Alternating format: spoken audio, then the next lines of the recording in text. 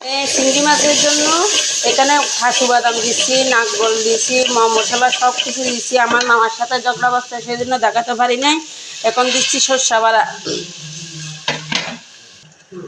সর্ষে বাটা কিছুক্ষণ হয়ে গেলে তখন চিংড়ি মাছগুলো দিয়ে দেব।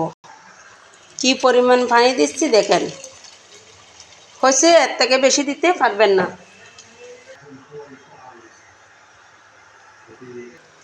এখন চিংড়ি মাছগুলো দিয়ে দেব, চিংড়ি আর টমেটো।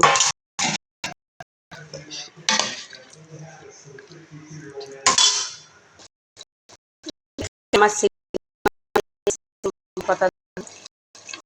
পাতা